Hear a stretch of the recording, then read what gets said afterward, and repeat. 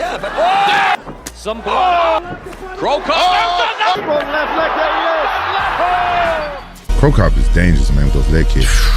He's one of the hardest kickers ever.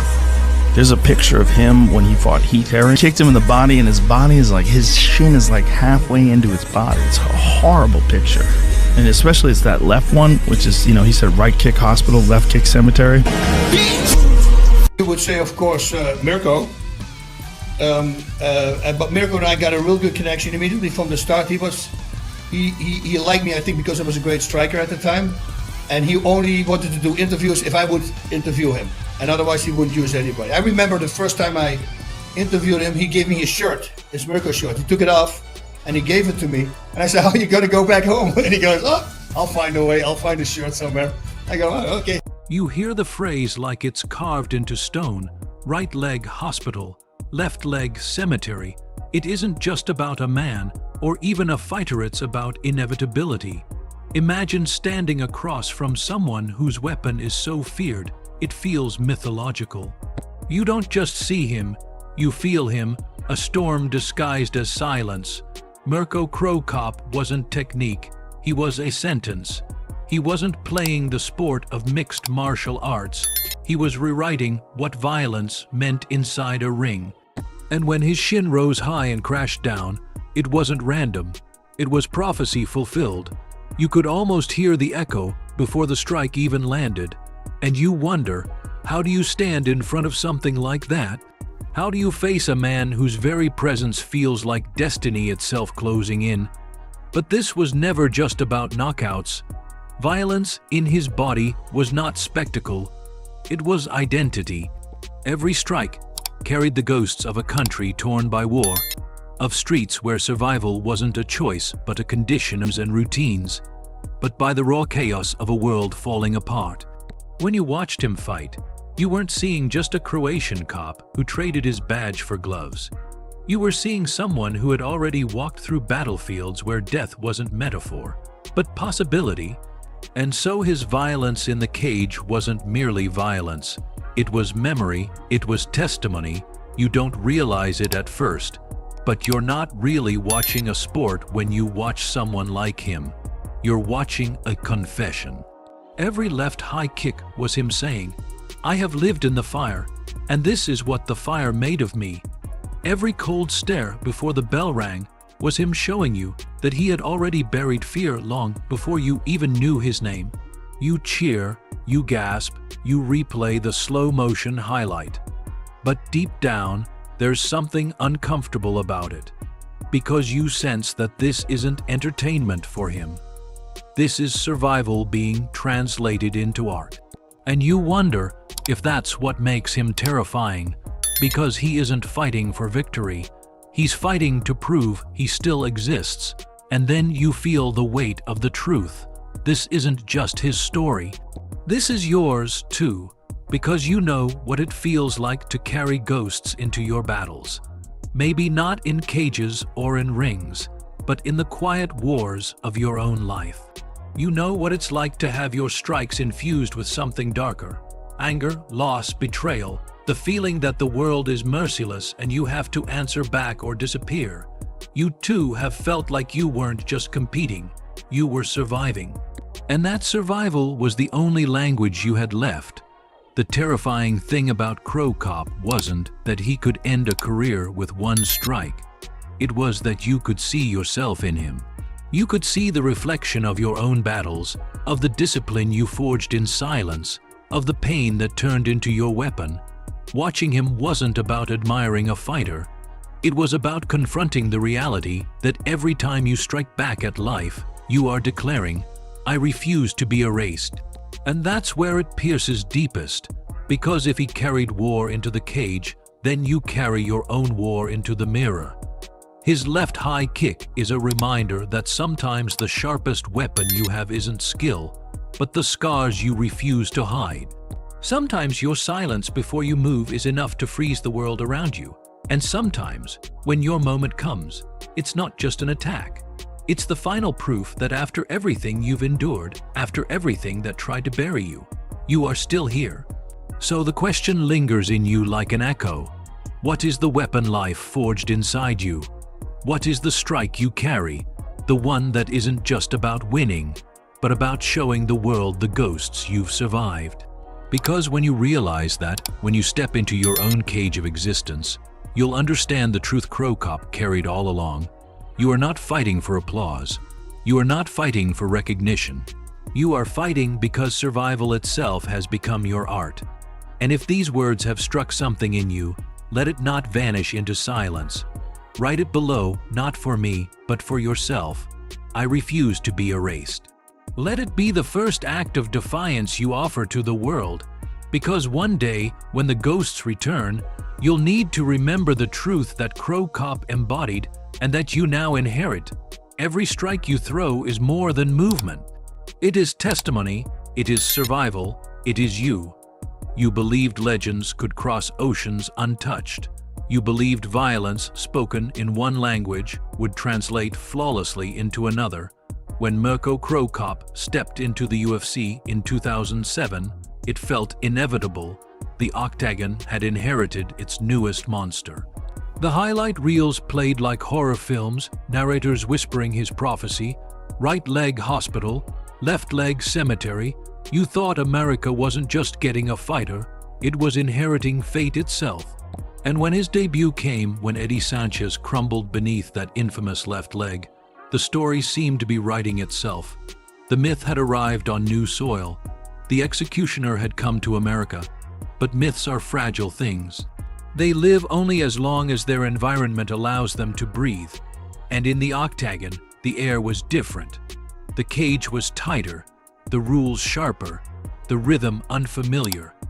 Cro Cop moved as he always had, but suddenly his weapons felt dulled, like a blade carried into the wrong war. His timing cracked, his chin betrayed him, his speed faded just enough for the young and hungry to tear into him. Junior Dos Santos, nameless then but destined for greatness, carved his future on the back of Cro Cop's decline, and you watched, helpless, as the aura of inevitability evaporated under the sterile lights of the UFC. This wasn't the monster you remembered from Japan. This was a man, and that was the heartbreak. Because when legends fall, they don't fall like others. They collapse like towers, their shadows dragging entire worlds down with them. Watching Cro Cop lose in the UFC wasn't just seeing defeat. It was watching the impossible prove itself mortal. It was like watching the Terminator glitch, steel bending into rust before your eyes. The nightmare that once lived in highlight reels was now being picked apart piece by piece. And in that unraveling, something inside you trembled too. Because deep down, you know what it means to feel your own myth collapse. To believe you've carried yourself into a space where destiny will protect you, only to realize that no destiny is immune to erosion. You've walked into rooms believing your strength, your identity, your very presence would carry you through. And you've felt the sting when the walls of that room seemed designed to suffocate you instead. You've seen yourself, too, reduced to something ordinary in a place where you thought you'd be untouchable.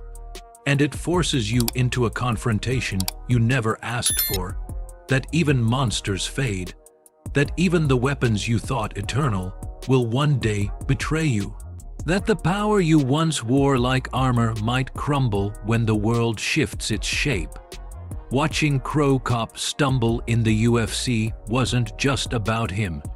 It was about you facing the truth that your own invincibility is temporary. And maybe that is the real fight, not against others, but against the slow erosion of who you thought you were. The dream shattered, the aura dissolved, and all that remained was the silence that follows when you finally understand. No matter how sharp your strike, no matter how inevitable your myth seems, time, circumstance, and change will always find a way to humble you. And in that humility, you must decide, will you break with it, or will you learn to breathe again? Because the monster you once were cannot carry you forever. And perhaps, as painful as it is to watch, that is the point. The end didn't come the way you expected. Not with a knockout, not with a roar of the crowd, not even under the lights that had followed him for decades. It came in silence. In 2019, after another victory, after proving once again that his weapons still had fire left, Mirko Cro Cop was struck down by something he couldn't fight. A massive stroke, the kind that doesn't negotiate, the kind that reminds you instantly that flesh is fragile and that time keeps its own scorecards. The doctors didn't soften the blow. They told him plainly, "Step into a cage again and you will die." And for a man who had built his very identity on combat, those words cut deeper than any punch. His war was over, not by choice, but by betrayal from his own body. You imagine what that must feel like? To spend decades defining yourself by the violence you could summon, only to have the one thing you can't fight, your own biology, declare the end, no opponent, no referee, just the silence of inevitability. And that silence is terrifying because it forces you to see what remains when your weapons are stripped away. Who are you when the fight can no longer carry your name? Today, Cro Cop lives with scars no highlight reel will ever capture. They aren't knockouts you can replay or belts you can polish. They are invisible fractures in his mind, memory lapses, slurred words, shadows of neurological decline that creep across him like slow poison. You see him in interviews now, and there's no crowd screaming, no aura of inevitability, just a man carrying the cost of a lifetime of battles. The executioner who once embodied fear now moves through life marked by the very thing that made him immortal. The cheers have faded, and in their place is quiet sadness. And so the debate rages. Was it worth it? The highlight reels scream yes. The flying head kicks, the chaos he delivered, the nights when time seemed to bow to his violence. But the hospital records whisper no. The broken body, the fractured mind, the price that no crowd can pay on your behalf. And somewhere between those two answers lies the truth. Because greatness is never free. It is carved from your very being, piece by piece, until the world calls you legend, but your reflection calls you stranger. And maybe that's the real story. Not that Mirko Cro Cop was a monster who conquered arenas, but that he was also a man who discovered the cruelest opponent isn't another fighter. It's time itself. You can train against fists. You can plan against kicks. But you cannot defend forever against the erosion of your own flesh. And so you realize, legends don't just fight people.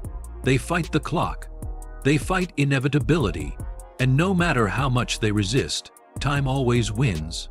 And yet, as you sit with this, something shifts inside you, because you recognize the mirror. You too have built identities around battles that will one day betray you. You've tied yourself to roles, to strengths, to the idea that what defines you now will define you forever. But what happens when that part of you is stripped away?